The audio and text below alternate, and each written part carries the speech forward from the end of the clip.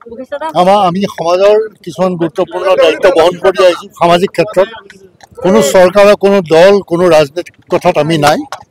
আৰু আমাৰ নিজৰ নিজৰ পৰিচয় আছে সমাজখনৰ বহুত কথাত আমি জড়িত সেইকাৰণে হয়তো মাতিছে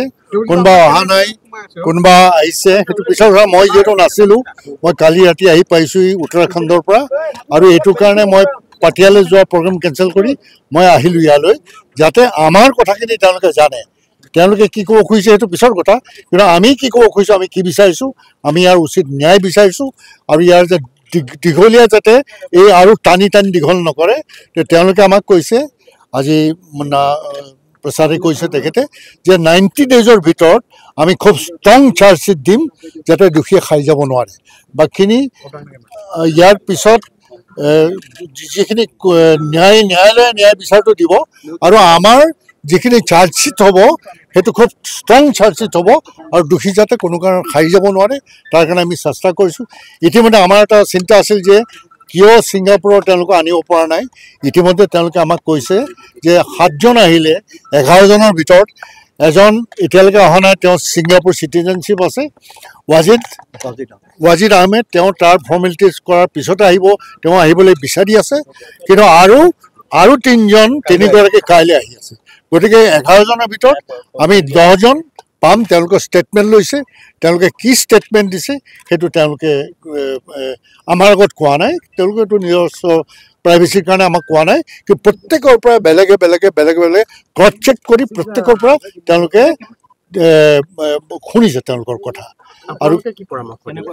আমি পৰামৰ্শ এইটোৱে দিছোঁ যে আমাৰ অসমৰ লক্ষ লক্ষ জনসাধাৰণৰ যিসকল এতিয়াও ব্যাকুল হৈ আছে কথাটো জানিবৰ কাৰণে যে চৰকাৰে কি ষ্টেপ ল'ব চৰকাৰ কিপিং এছাইড কিন্তু আমাৰ যিটো SIT গঠন কৰিছে তেওঁলোকে আমাক কৈছে 90 ডেজৰ ভিতৰত আমি খুব ষ্ট্ৰং চাৰ্জশ্বিট দিম আমাৰ এতিয়ালৈকে 50জনৰ অধিক সাক্ষী আমাক সাক্ষী দিছে আৰু ছিংগাপুৰৰ সকলোৰে আমি লৈছোঁ ৱাজিদ আলীৰ বাহিৰে তেওঁ আহিম বুলি কৈছে গতিকে তেওঁলোকৰ বক্তব্য আমি ৰাখিছোঁ আৰু ভিডিঅ'বিলাক যে আহি আছিল বেলেগ এতিয়া তেওঁলোকৰো যিকেইজন আহিছে ছিংগাপুৰৰ পৰা তেওঁলোকৰো ভিডিঅ' লৈছে অমৃত প্ৰভাই যিটো ভিডিঅ' আছিলে যিখিনি সেইখিনি ভিডিঅ' লৈছে এই গোটেই ভিডিঅ'খিনি এতিয়া এডিট কৰি তেওঁলোকে ষ্টৰি লাইনটোত কি কথা যে তেওঁলোকৰ কনস্পিৰেচি আছিল নেকি আৰু বিহ দিয়া হৈছিল নেকি এই গোটেই কথাবিলাক তেওঁলোকৰ এই ফৰেনচিক টেষ্টে যিটো ক'ব আমি কৈছোঁ আমাক সেইবিলাক আমি জানিবলৈ নিবিচাৰোঁ আমি BCI কি দিছে ফৰেনচিকে কি সেইবিলাক আমাক নক'ব সেইবিলাক আপোনালোকে জানে কিন্তু আপোনালোকে উচিত ন্যায় দিবৰ কাৰণে অসমৰ লাখ লাখ জনসাধাৰণৰ উদ্বিগ্নতাক আপোনালোকে প্ৰশমিত কৰিবৰ কাৰণে আপোনালোকে 90 ডেজৰ ভিতৰত এনেকুৱা এটা ষ্ট্ৰং চাৰ্জশ্বিট দিয়ক যাতে দোষী সাৰি যাব নোৱাৰে নাই সেইবিলাক কথা আমি চাবও খোজা নাই আৰু তেওঁলোকে দেখুৱাবও খোজা নাই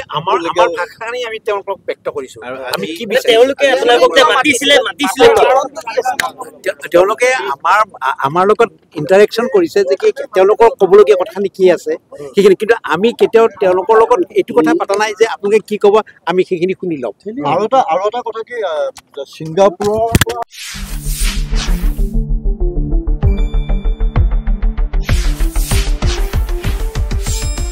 শুদ্ধ আৰু বিস্তৃত বাতৰিৰ বাবে চাই থাকক নিউজ ডেস্ক ৰিপোৰ্ট।